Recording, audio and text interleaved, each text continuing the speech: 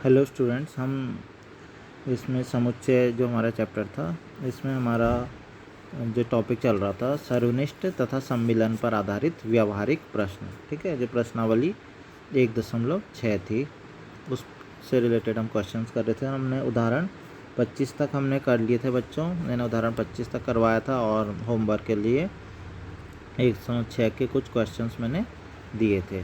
ठीक है, एक क्वेश्चन को छोड़ के लगभग सारे दिए थे।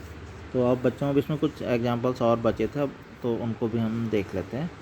ठीक है, तो नेक्स्ट है बच्चों इसमें उदाहरण 26।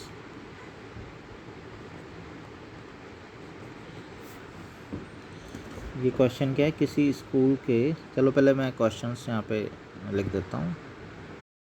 इसको देखो, उदाहरण 26 मैंने लिख दिया है, तो इसको ज़रा ध्यान से समझना है इसको। ठीक है ना, क्योंकि जो अभी तक हम क्वेश्चंस पढ़ रहे थे वो केवल जो एकमात्र जो हमारा फार्मूला चल रहा था, ठीक है ना, उस पे ही बेस, एक मतलब एग्जैक्ट ये था कि 3 वैल्यूज़ हमें पता थी, चौथी वैल्यू निकालनी थी, बस ऐसे ही चल रहा था ना। ठीक है, ये थोड़ा सा डिफरेंट है, थोड़ा सा हल इसमें भी लगेगा तो वो फार्मूला भी लगेगा, लेकिन फिर भी एकदम से वैसे नहीं होगा कि वो फार्मूला लगाया और हमारा आंसर आ गया। ठीक है, तो ये कैसे अलग है थोड़ा सा देखें। तो सबसे पहले तो समझना है क्वेश्चन को, अगर समझ में आ गया तो हम क्वेश्चंस आराम से कर लेंगे। तो क्या है, पहले मैं समझा देता हूँ। किसी स्कूल में 400 विद्यार्थियों के सर्वेक्षण में, मतलब सर्वे किया गया, ठीक है ना, 400 विद्यार्थियों का सर्वे किया गया किसी स्कूल के, 400 थे, उसमें से क्या किया देखा उन्होंने कि 100 विद्यार्थी सेब का रस, ठीक है, 100 विद्यार्थी सेब का रस, 150 विद्यार्थी संतरे का रस और 75 विद्यार्थी सेब तथा संतरे दोनों का रस पीने वाले पाए जाते हैं। तो ये समझ में आ रहा होगा, 400 पे उन्होंने एक्सपेरिमेंट किया या जो भी है देखा, पूछा उनसे, ठीक है, सर्वेक्षण किया, तो 100 विद्यार्थी तो उन्होंने पाया कि वो सेब का रस पीते हैं। ठीक है, 150 विद्यार्थी क्या है, संतरे का रस पीते हैं, और 75 विद्यार्थी उन्होंने देखे कि जो दोनों पीते हैं, सेब का भी और संतरे का भी।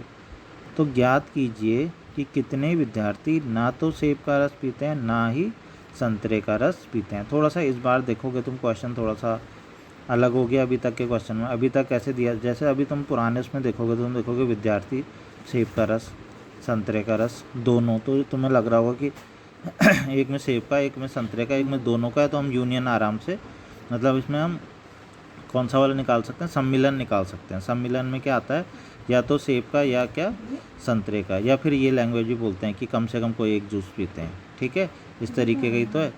ठीक है, तो लेकिन तुमसे इस बार क्वेश्चन में ये नहीं पूछा कि कम से कम एक जूस पीने वालों की संख्या बताओ, या फिर या तो जो सेब का जूस पीते हैं या संतरे का जूस पीते हैं उनकी संख्या बताओ, ऐसे नहीं पूछा गया।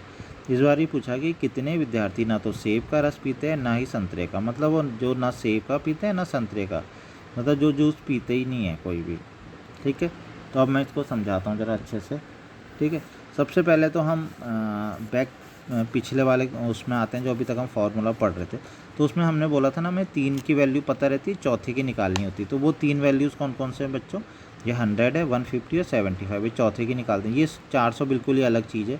ये 400, अब जब हम बोलते थे N A N B, N A union B, N A intersection B, तो ना ये एन ए है, ना एन बी है, ना एन ए यूनियन बी है, ना एन ए इंटरसेक्शन बी है, ये कुछ भी नहीं है, सम्मिलन, सर्वनिष्ठ। ठीक है, ये अलग से, ये बस ये है कि जो एक्सपेरिमेंट किया गया था या जो सर्वे किया गया था, वो जो विद्यार्थी थे टोटल वो 400 थे। तो ठीक है, तो इसको अभी थोड़ी देर के लिए अलग से ले लो कि ये 400 विद्यार्थी टोटल थे, मतलब जिन पे सर्वे किया गया वो कितने थे, विद्यार्थी 400 थे। ठीक है, अब मेरी बात ध्यान से सुनना ज़रा। ठीक है, 100 विद्यार्थी सेब वाले हो गए ना, मान लो ये एन ए हो जाएंगे 100, ठीक है ना, एन बी, संतरे को तुम बी मान लो, संतरे का रस पीने वाला हूँ समुच्चय, तो बी मान लिया, तो एन बी बराबर 150 हो गया, एन ए 100 सेब वाले ए माना, एन बी 150 हो गया, एन ए सर्वनिष्ठ बी जो सेब और संतरे दोनों का पीते हैं, तो वो 75 हो गया। इसका मतलब है तुम्हें 3 चीज़ें पता है, तो तुम एन ए सम्मिलन भी निकाल सकते हो ना, तो तुम एन ए सम्मिलन भी निकाल लोगे। अब सम्मिलन का मतलब बताया क्या था बच्चों, मैंने सम्मिलन का मतलब मैंने ये बताया था कि सम्मिलन का मतलब ये होता है या तो ए वाले या बी वाले, मतलब जो या तो ए करते हैं या बी करते हैं, मतलब या तो जो संतरे का जूस पीते हैं या क्या पीते हैं, सेब का जूस पीते हैं, संतरे का या सेब का। ठीक है ना। या फिर इसको दूसरी लैंग्वेज में हम क्या बोलते थे कि कम से कम कोई एक, मतलब कम से कम कोई एक जूस पीता है कोई, चाहे वो संतरे का पीता हो या सेब का पीता हो। तो और मैं तुमको थोड़ा सा और उसमें बताऊं तो बच्चों, ये जो सम्मिलन है, सम्मिलन में कुल मिला के वो आते हैं जो या तो एक, मतलब एक वाले को पीते हैं, जो मतलब सेब वाले को पीते हैं या संतरे वाले को पीते हैं। और मैं अच्छी सी लैंग्वेज में बोलूँ, या मतलब कुल मिला के वो ऐसे लोग हैं या ऐसे विद्यार्थी हैं जो कम से कम कोई जूस पीते हैं, मतलब जूस पीने वाले हैं, वो पीते हैं, वो तो या तो सेब पीते हैं संतरे, मतलब वो ऐसे नहीं कि जो पीते ही नहीं है जूस। आया समझ में? ठीक है, मतलब ये जो 100 विद्यार्थी हैं बच्चों, ये तो कौन से हैं, ये तो सेब वाले हैं, ठीक है ना। ये जो 150 हैं, ये तो कौन से वाले हैं, संतरे वाले हैं। और जो 75 वो दोनों वाले हैं, ठीक है। लेकिन जब हम जो ये वैल्यू सम्मिलन वाली निकालेंगे, वो कौन से वाले हैं, वो विद्यार्थी वो हैं, उनमें कौन कौन से आते हैं, उनमें वो आ जाते हैं, कुछ खाली सेब वाले होंगे, कुछ खाली कैसे होंगे, संतरे वाले होंगे, कुछ ऐसे होंगे जो दोनों वाले भी होंगे, ठीक है। लेकिन कुल मिला के वो कैसे होंगे, मतलब जो सम्मिलन वाले हैं, सम्मिलन वाले में वो वाले आएंगे जो या ए वाले, ए या फिर बी या फिर दोनों।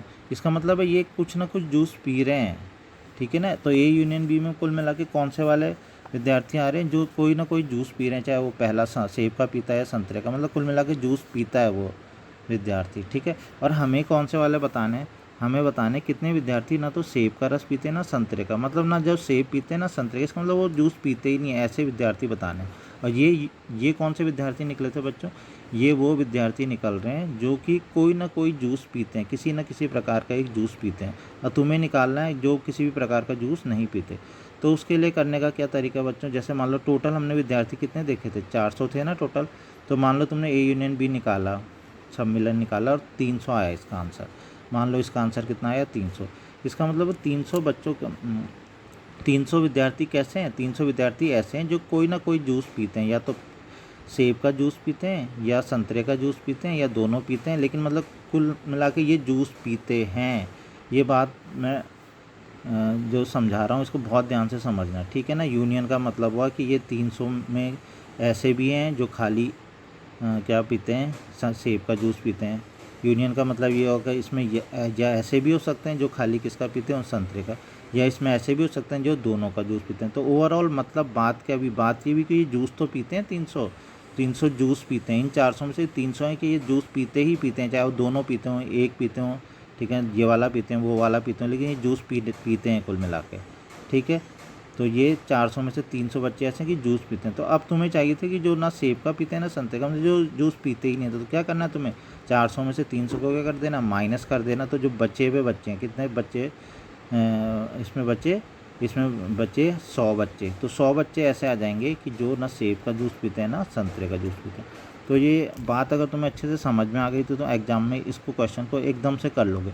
मतलब फिर से समझ लो, इन शॉर्ट तुम्हें क्या करना है इस क्वेश्चन में, इसमें यह है कि तुम्हें सबसे पहले तो ये तो टोटल विद्यार्थी हैं कितनों का सर्वे किया, इसको तो अलग ही रखो, ठीक है। अभी केवल इस पे ये देखो, ये NA हो गया, ये NB हो गया, NA सम्मिलन भी हो गया, सॉरी NA सर्वनिष्ठ भी हो गया। अब तुम इन तीनों की मदद से तुम क्या निकालोगे, सम्मिलन निकालोगे। और सम्मिलन का मतलब ये होगा कि वो बच्चे जो कोई ना कोई जूस पीते हैं, कम से कम कोई एक जूस पीते हैं, तो जूस पीने वाले बच्चे आ गए। तो अब जूस ना पीने वाले बच्चों के लिए तुम क्या करोगे, टोटल 400 थे तो 400 में से जो तुम्हारा भी आंसर आया ना उसको माइनस कर दोगे, ठीक है ना। 300 तो मैंने ऐसे ही लिखा, आने के लिए कुछ भी आ सकता है, ठीक है। तो उसे माइनस कर देंगे तो उससे हमारा आ जाएगा कि जो ना तो सेब का रस पीते हैं ना संतरे का। तो ऐसे करना बच्चों में क्वेश्चन, एग्जाम में ये क्वेश्चन आ जाता है कई बार, ठीक है ना। इंपॉर्टेंट क्वेश्चन है, एग्जाम में कई बार पूछ लेते हैं। तो इसमें सबसे पहले बच्चों हम क्या करते हैं, हमें पता है ना, सबसे पहले हम मानते हैं ना, तो मान लेंगे, माना ए सेब का रस पीने वाले, ठीक है, ए को हमने क्या, सेब का रस पीने वाले, तथा बी किसका, संतरे का, ठीक है, बी संतरे का रस पीने वाले विद्यार्थियों का समुच्चय, ठीक है। तो ए सेब का रस पीने वाले विद्यार्थियों का समुच्चय और बी किसका समुच्चय, संतरे का रस पीने वाले विद्यार्थियों का समुच्चय। मैंने एक साथ लिख दिया, ठीक है, समुच्चय है।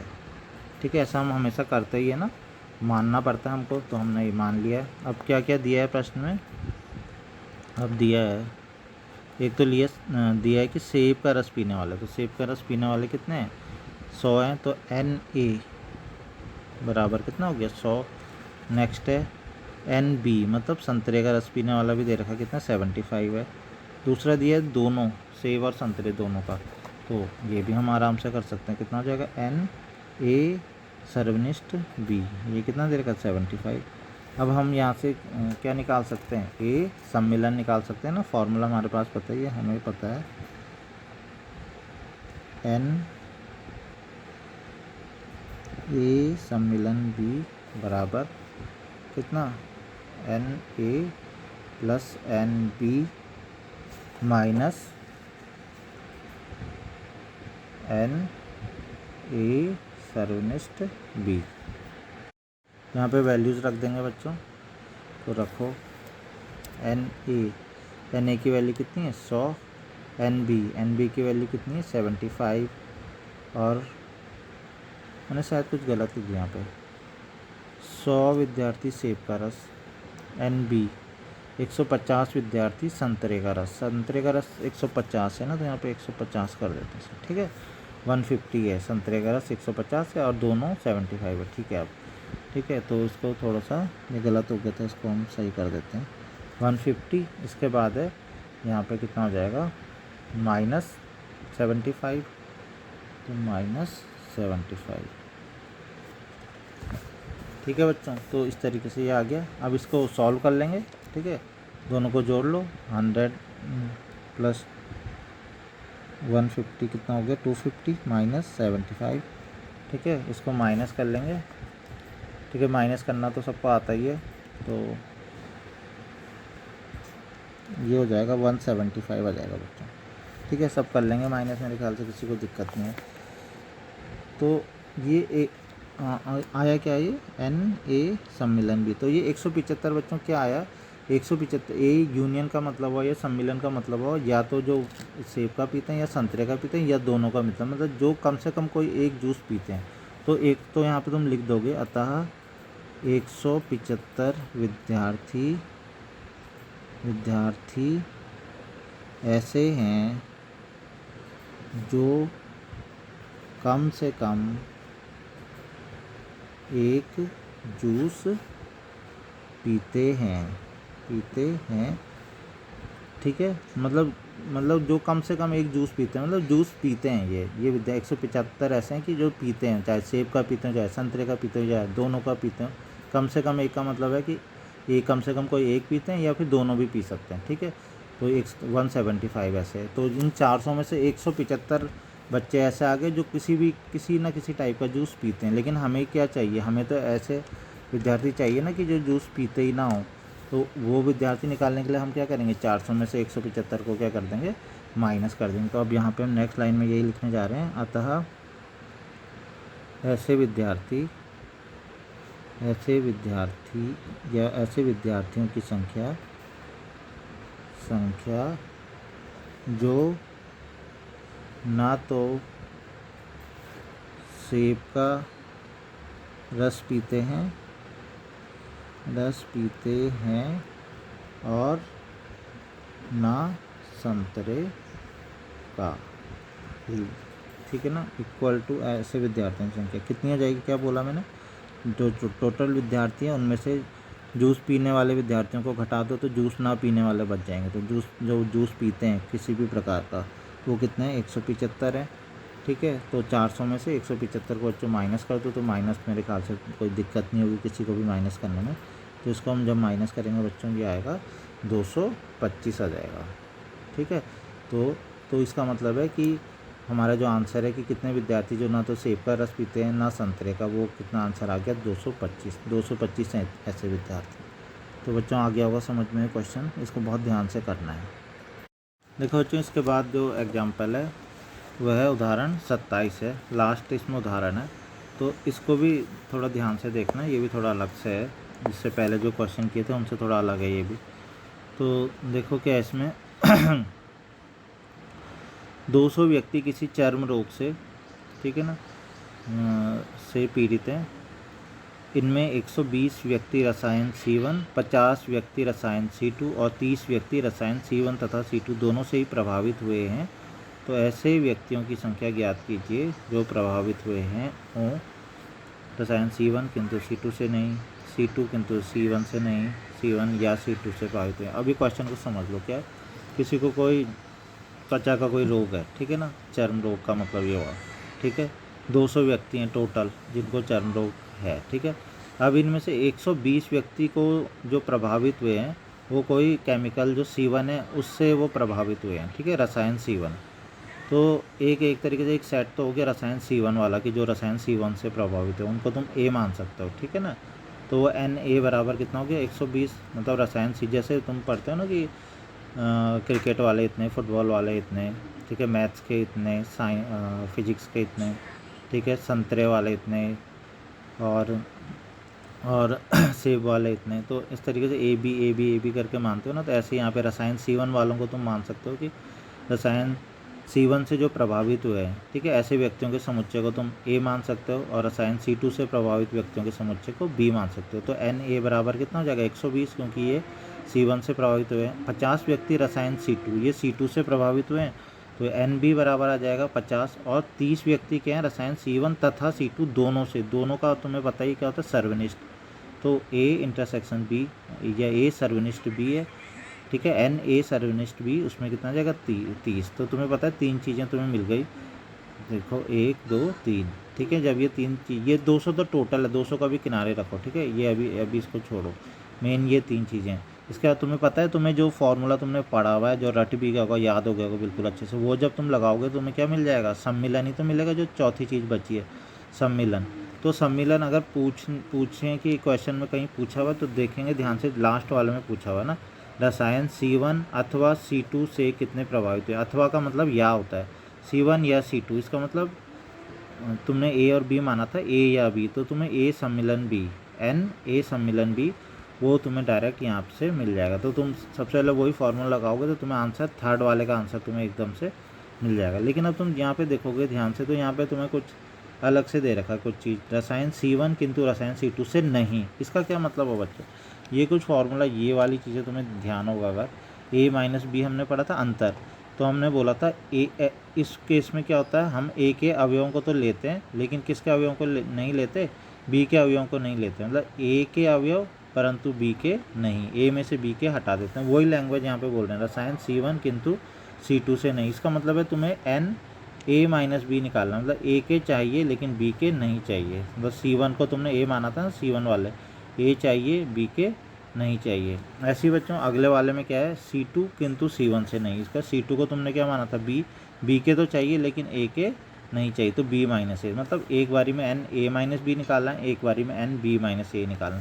तो अब ये A minus B minus A, ये कैसे, इसका तो हमने कोई फार्मूला नहीं पढ़ा ना, तो यही फार्मूला मैं तुम्हें यहाँ पे बताने जा रहा हूँ। और मैं साथ साथ में ये फार्मूला खाली ऐसे बताऊंगा नहीं कि तुम्हें याद रटना है, इसको मैं तुम्हें समझाऊंगा भी कि ये फार्मूला आया कहाँ से है, ठीक है।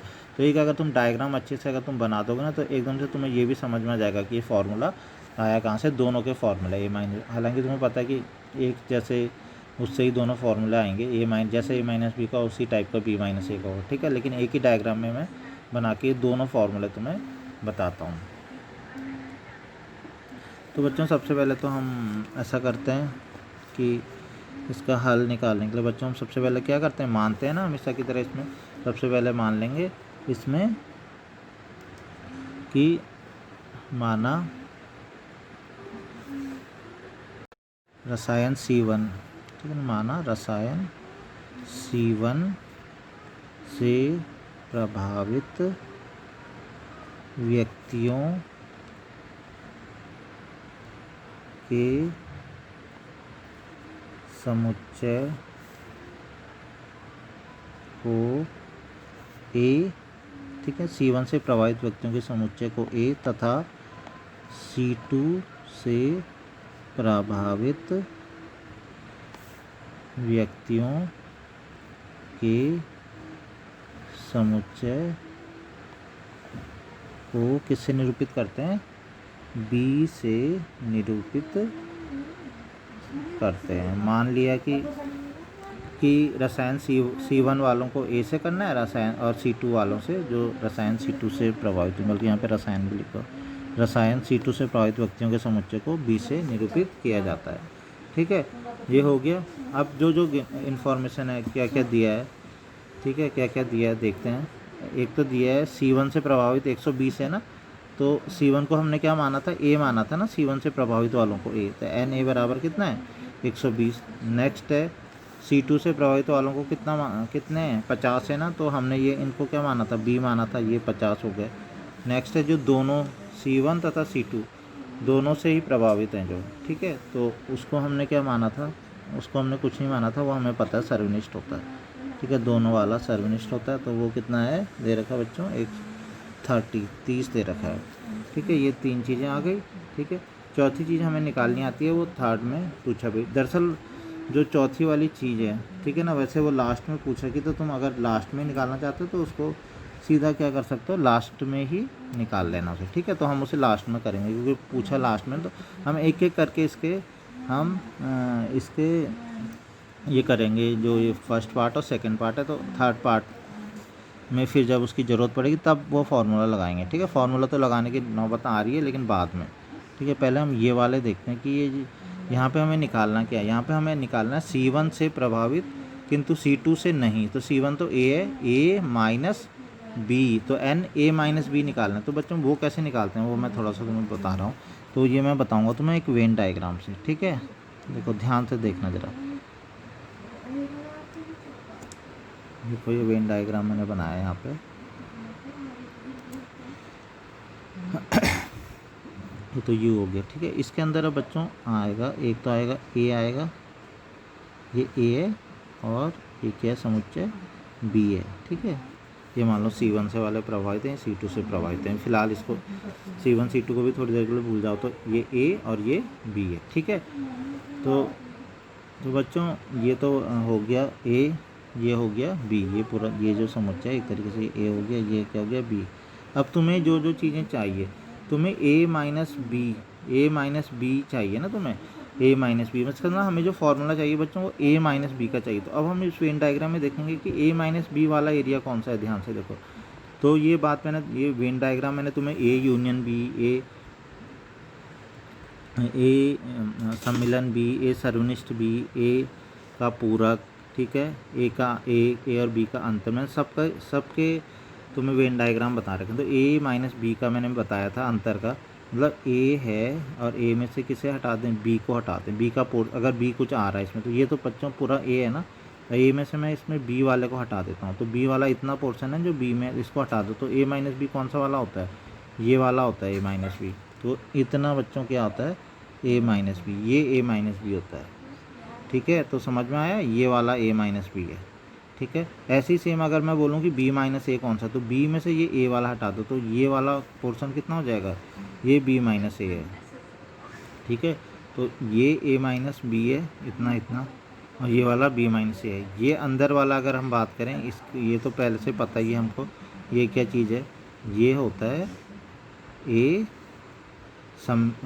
सर्वनिष्ठ B, ये सब बताए थे, अंतर भी बताए थे। ठीक है ना, सबके वेन डायग्राम बताए थे। ये अंदर वाला क्या हो जाएगा, A सम्मिलन B। तो बच्चों एक तरीके से हमें सब कुछ ये पता चल गया, बल्कि यहीं पे लिख देता हूँ तो और अच्छे से तुम्हें, A सम्मिलन B। ठीक है, मैंने यहीं पे लिख दिया, चलो ये भी हटाओ थोड़ी देर के लिए।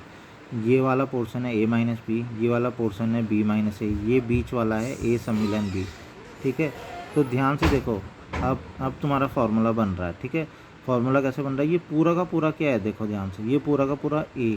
तो अगर मैं लिखूं यहीं से वेन डायग्राम को देखते हुए इस वेन डायग्राम से, तो वेन आरेख से हम देख सकते हैं, वेन आरेख से क्या बोल सकते हैं, ये पूरा का पूरा A में अवयवों की संख्या, अगर मैं बोलूँ A में अवयवों की संख्या, मतलब पूरे के पूरे A में, इस पूरे के पूरे A में अवयवों की संख्या बराबर कितनी होगी, ये इस वाले पोर्शन में अवयवों की संख्या प्लस इस वाले पोर्शन में, मतलब इसको पूरा करना है हमें A को, तो आधा इधर की साइड वाला, आधा भी नहीं बोलेंगे, ठीक है ना, आधे से तो ज़्यादा, मतलब जितना भी ये होगा, लेकिन ये, ठीक है ना, कुछ पोर्शन A माइनस बी है, बाकी जो बचा हुआ पोर्शन है वो क्या है, A सर्वनिष्ठ B है। तो कुल मिला के क्या हो जाएगा, NA बराबर कितना आ गया, NA माइनस बी प्लस ए सर्वनिष्ठ बी। तो ये बच्चों मुझे फॉर्मूला तुम्हें बताना था mainly.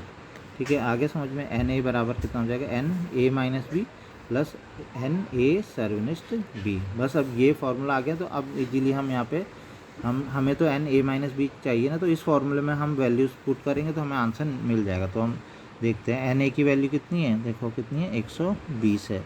N A minus B की वैल्यू तो हमें निकालनी है।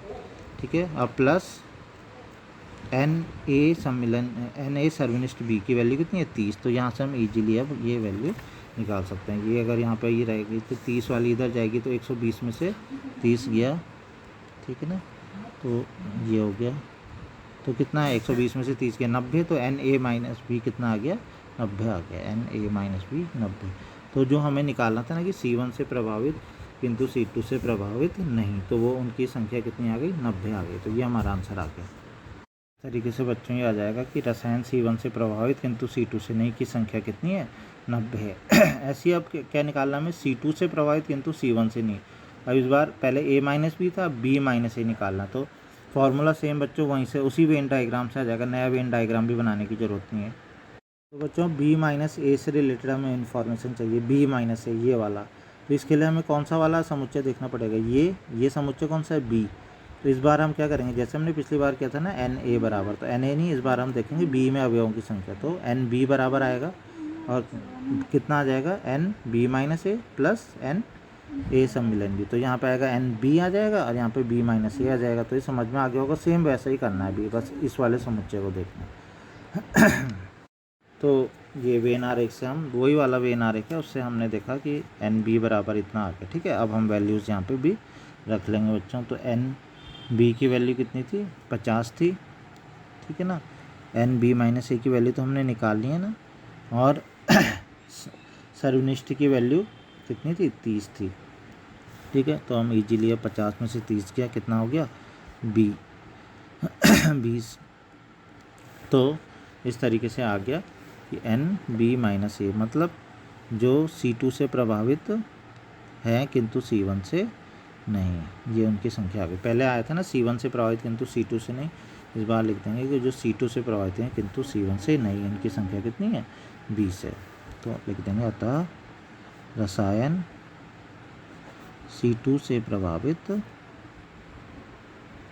किंतु C1 से नहीं, ठीक है ना, से नहीं की संख्या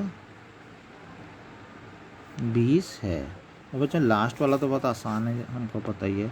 लास्ट में पूछा है कि रसायन C1 या C2, तो या वाले में मैंने बताया ना, या में तो क्या होता है, सम्मिलन ही होता है। तो हमें सम्मिलन का करना है, इसका फॉर्मूला तो हमें आता ही है, एन ए, ये तो हमने बहुत बार पढ़ लिया, n B minus n A सर्वनिष्ठ बी। तो यहाँ पे हम बच्चों वैल्यूज़ पुट कर देंगे। एन ए की वैल्यू कितनी है, एन ए की वैल्यू 120 है, एन बी की वैल्यू कितनी है, 50 है, और इसकी वैल्यू कितनी है, ये भी दी है 30 है। तो हम इसको सॉल्व कर लेंगे। तो 120 और 50 कितना हो गया, 170, और 170 में से 30 गया 140। तो ये कौन सी किसकी संख्या आ गई, ये उनकी संख्या आ गई जो रसायन C1 या C2 से प्रभावित व्यक्तियों